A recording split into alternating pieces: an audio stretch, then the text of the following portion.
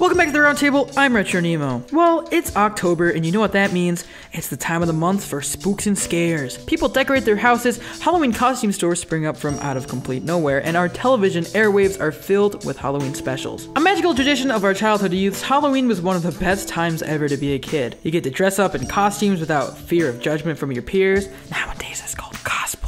You get free candy, and all of your favorite Halloween specials would be on. These once-a-year specials would sometimes be familiar shows, and sometimes they'd be just whole standalone specials. But either way, they were great. Sure, there were other seasons like Christmas that had the same kind of deal, but Halloween was a different story entirely. And plus, it's October. Can't you see I'm trying to be topical here? Leave me alone, jeez. So since Halloween is so close, we're here today counting down some of the best cartoon specials of our youth. In no particular order, guys. Don't jump me on this one. Number one isn't the best. Disclaimer, if you have a Halloween special that you loved and it isn't on here, there's always next year. Please don't hate me. I love you. I fear criticism. I'm actually really insecure. Let's start the list already. Hey, why don't we start with some basics, huh? That'd be pretty cool, yeah. So everyone remembers that good old classic SpongeBob Squarepants and his misadventures in Bikini Bottom. The show was such a hit when it first came out, honestly it was wild. Now it's just kinda but back in its prime, this sponge was the hottest thing to hit animation, enjoyed by both children and adults equally. All the way back in season 1, SpongeBob took a stab at its very own take on a Halloween special, with the episode SpongeBob Scaredypants, and they created an instant classic. So the episode centers on SpongeBob having a reputation around the town of being easily spooked. That's where he gets his nickname SpongeBob Scaredypants. I get it. So SpongeBob and Patrick get together and try to scare the town themselves because, you know, it's Halloween. That's how this shit works. There's only one catch. SpongeBob's ghost costume doesn't really work because he's got a big old square and ghosts are round, you dummy. Come on, this is like first grade stuff here. So SpongeBob shaves off a ton of his sponge and voila, he's ready to spook. After a couple of attempts, they all meet up at Mr. Krabs' Halloween party to ultimately test out the ruse. Although failing at first, SpongeBob's horribly disfigured body is what ends up scaring them all in the end, and he wins. What a happy ending for a Halloween special. You wouldn't be able to tell from my super dry retelling, but this episode is entirely hilarious and super memorable. And definitely one that helped establish SpongeBob as more than just some stupid kids cartoon. It was something special. What are you supposed to be? Why, I'm a pet goldfish in a bowl. I don't get it. Now let's shift gears for a more modern cartoon. The Amazing World of Gumball is one of the funniest and most original cartoons to come out in the last decade. Its smart writing paired with unique animation style makes it a show that really sets it apart from a lot of other cartoons of its era. And if a show was this great, it would make sense that it has a great Halloween special. This episode, simply titled The Halloween, centers on Gumball and Darwin being brought to a ghost party on Halloween night by their ghost friend, Carrie. Everything about it sounds spooky, I know. The two take a magical potion in order to see the ghosts, but when the patrons of the party realize they're actually still alive, they drink the rest of the potion to prove that they're big old bad boys. This causes the two to go full Danny Phantom and turn them into full ghosts. They have some funny antics as newfound ghosts, but soon they realize that if they don't get back to their bodies by midnight, they'll be trapped as ghosts forever. And guys, Danny Phantom only in a couple of seasons. I mean, even he wasn't a ghost forever. The two race back and manage to beat the clock, and the episode ends revealing they're actually in the wrong bodies. But hey, it's a cartoon. Nothing that's mentioned in one episode matters in the next one ever. Overall, this episode is funny and has a lot of memorable gags. Even the art style of all the different ghosts is really interesting, and the amount of detail that went into the variety of them is super impressive. Overall, this is a great episode to watch in order to get you into the Halloween spirit. Look what you've done. You've completely turned into ghosts. Which means I can finally do this.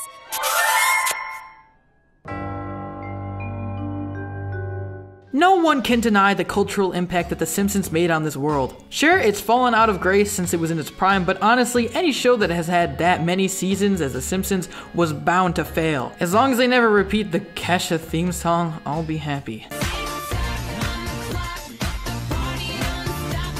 So let's talk about some of the good parts of The Simpsons, the Treehouse of Horror series. This Simpsons tradition started all the way back in season 2 and has been going consistently ever since. Almost to the point where they're actually like ingrained as a legitimate part of Halloween tradition in the same way that like all the Charlie Brown specials are with their seasons. The series itself is a sort of horror anthology series where every episode, 3 usually non-canon Halloween stories are told involving the show's characters. The plots can range from Bart turning into a fly to tons of fast food mascots getting sentience and attacking the town. And then in the end, they they turned it all back onto the evils of advertising. It was weird, but hey, it's The Simpsons, so yeah. One of my personal favorites is the one where Homer unwittingly survives a nuclear bomb dropping purely for the sheer amount of times I laughed in the episode. It's full of jokes that just sneak up on you. But that's the thing, that's just my personal favorite. To pick a quintessential and best Treehouse of Horror is pretty much impossible. As of right now, there's 28 Treehouse of Horrors. That's more than a whole season of episodes to comb through just to give what would ultimately just be like my personal opinion. That's why, to avoid anger, this spot is dedicated to the entire Treehouse of Horror saga. Because at the end of the day, the tradition had a huge cultural impact and a place in many Simpsons fans' hearts. Some people who hate modern Simpsons still come back every year for the Treehouse of Horror, and that's a pretty special thing. Happy Halloween, everybody!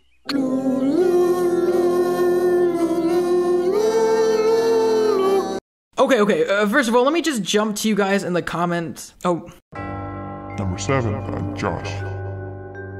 Okay, first of all, let me jump you guys in the comments to the punch here. This next one isn't a cartoon. I know, I'm sorry, but check the name, buddy. It says Halloween Specials. And plus, the show is an absolute classic, and I even picked an episode centered on Halloween, so it still works. And just please let me talk about Goosebumps here. Come on, man, leave me alone. I love you. Woos. So, back in the 90s, horror anthology kid shows were hoppin' and hip. And by hoppin' and hip, I mean there were like 2 separate successful ones. So yeah, it was kind of a thing. And today we'll be talking about Goosebumps, specifically that good old haunted mask. Coincidentally, it happened to be the first episode of the series, so hey, we're starting fresh. So the episode opens with a dry-ass intro from Mr. R.L. Steinbeck here. In a few minutes, you're going to see one of my favorite stories come alive. Quick tangent here, just guess how much this man is worth. I dare you guess. You got a number in your head? Well, you're wrong. This man is worth $200 million. This man is worth more than goddamn Kevin Hart. He's just sitting on all this money. What's he done writing one of the Goosebumps? I can't believe it. Where was I? Oh, yeah. So the episode centers around this Carly Beth girl and her lame friend who I swear there's some kind of tension between the two here. I can't put my finger on it, but I'm getting some pretty weird lesbian vibes. I mean, call me out if I'm wrong.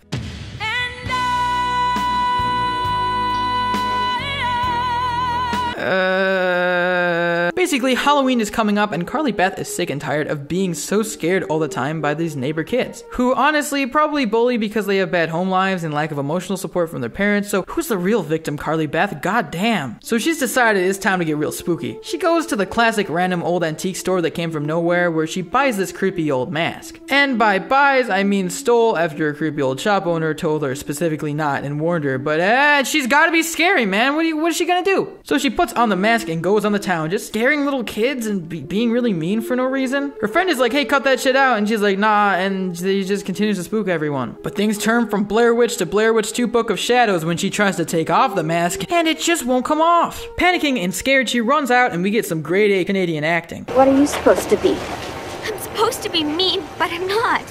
I'm supposed to be mean, but I'm not. She goes back to the shop where she got it and gets a big fat I told you so from this guy who I guess keeps trying to make himself new faces, but then they get ugly after a while because there's no love. But Carly Beth is able to use this weird sick thing of her face her mommy made, and then the love of that destroys her mask, I guess. Then her brother puts it on and uh-oh, Goosebumps twist, it's over. I remember them always airing this special around Halloween and my little boy socks got scared right off every time. So I think it definitely deserves a spot on this list. I mean, I'm sure you all remember watching it as a kid too. Maybe you still watch it now. I mean, Goosebumps is on Netflix. Everyone watch it. What's really weird is I remember actually wanting this mask as a kid. Like, I thought it would give me superpowers, and maybe I had like some body image issues myself. I don't know. Either way, this episode was great.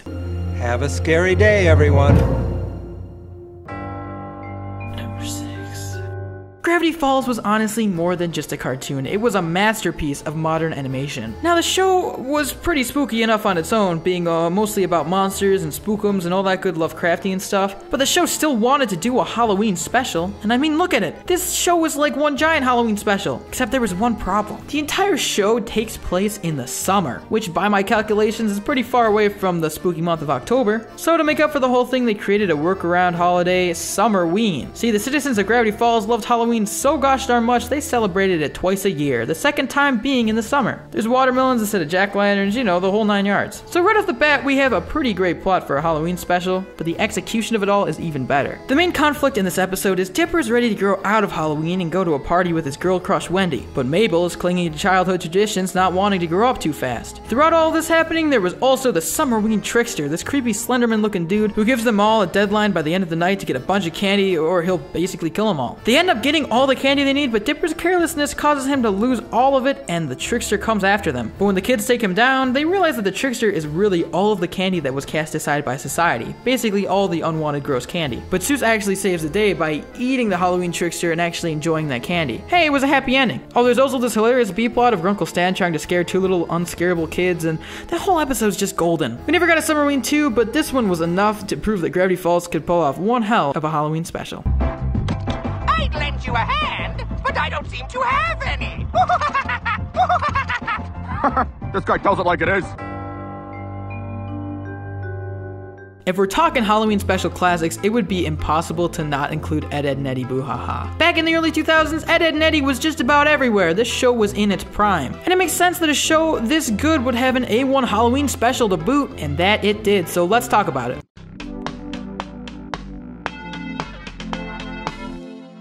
The episode follows Ed, Double D, and of course Eddie as they navigate the Halloween landscape of their town, searching for the mystical Spookyville. The main plot point of the episode is Ed's mind is clouded with thousands of campy old B-horror movies that he has just been watching non-stop, and it's just taking over his whole consciousness. Everything he sees is warped and twisted into something more horrifying, causing our boy Ed to freak out. Everything scares him. So naturally, antics ensue on their journey because of this, and eventually ends with the gang in a giant hole, cornered by all of their angry friends. It ends with them getting beat up, usual Ed, Edd and Eddy plot, but Ed's Halloween visions are cured, so hey, there's a little happy ending. And they never found Spookyville, it's sad. This is just such a cool Halloween special because of its take on a blend of the original style and B-horror movie tropes that really make for something that no other show has really done. And the amount of effort really just is impressive. I mean, look at that, they made a whole intro for it. It's like oozing with quality. It's definitely one for the books. Hey, a dented stop sign. That's the first clue to Spookyville. We're on the right track. The sign that Ed dented?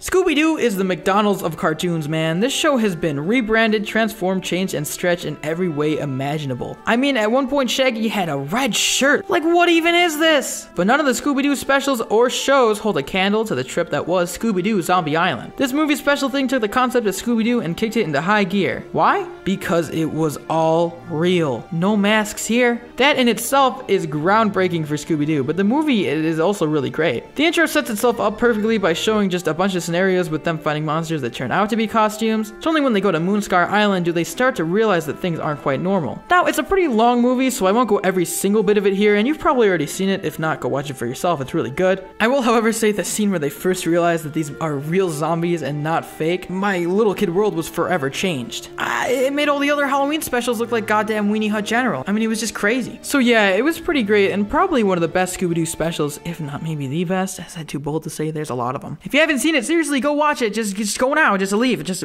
stop. Pause the video. Give us ad revenue, but just go and watch it now. I'm watching you. I see you. Scooby-Dooby-Doo!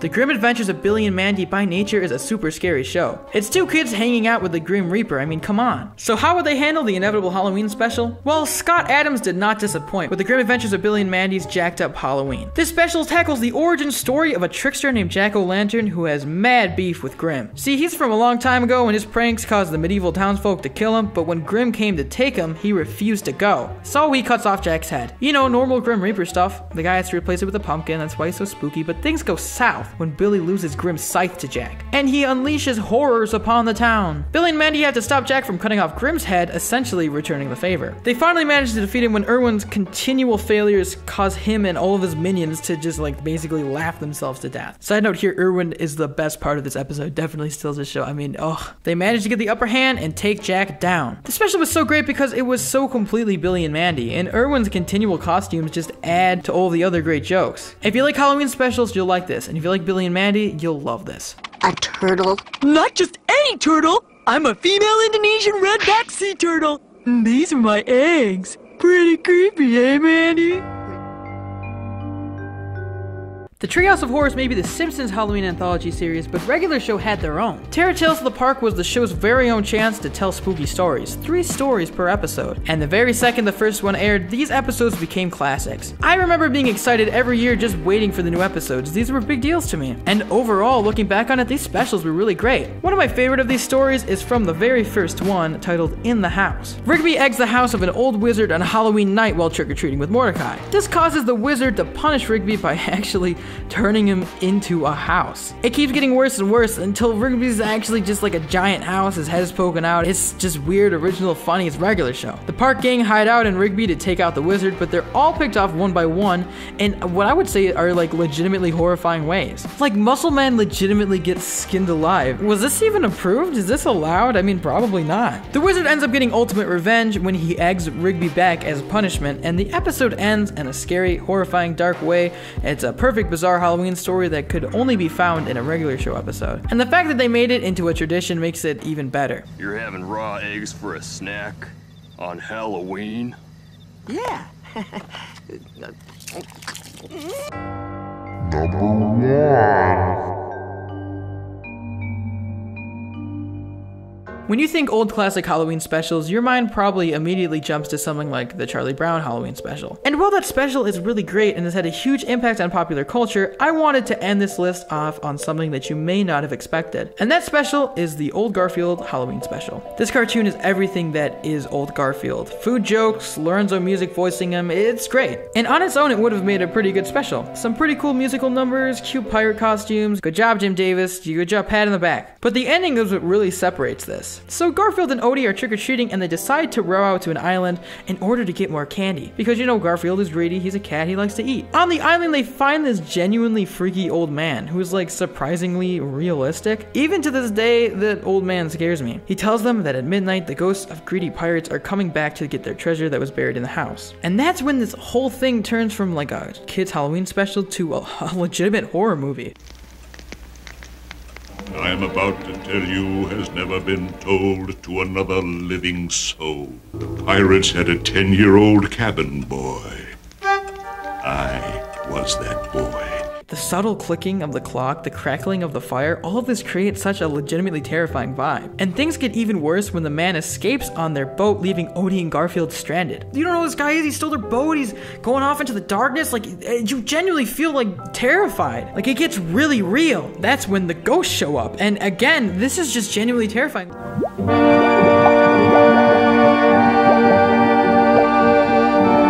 Look at the way the ghosts are animated, the sound effects. Like, this is all super heavy stuff. Like, this is real. The two barely escape because, of course, it's a cartoon. They can't die. And they even find their candy, which Garfield ends up sharing with Odie, having learned his lesson about being greedy. Maybe I'm blinded by nostalgia, but honestly, this is one of my favorite Halloween specials of all time. The actual terrifying vibe it creates, paired with the spooky old animation, was just so eerie to me as a kid, and it still is today. Rewatching this Halloween special, I got the same feeling of, like, freakiness that I got the first time. I think part of it comes from the fact that you don't expect something like a Garfield Halloween special to get this actually terrifying, so when it happens, it hits you like a brick. I will watch this thing every Halloween, probably until I die. Oh yeah, and John's in it, and he's just lovely, so all around 10 out of 10. Outro.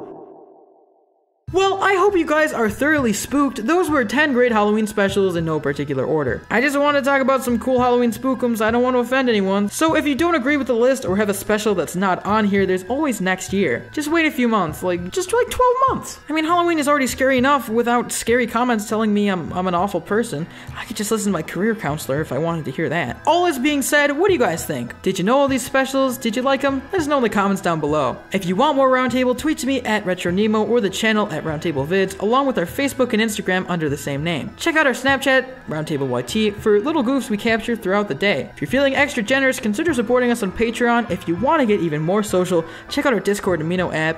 If you like the video, don't forget to leave it a like, share it, and subscribe to the Roundtable for more great cartoon content. One more time, I'm RetroNemo, and have a happy Halloween.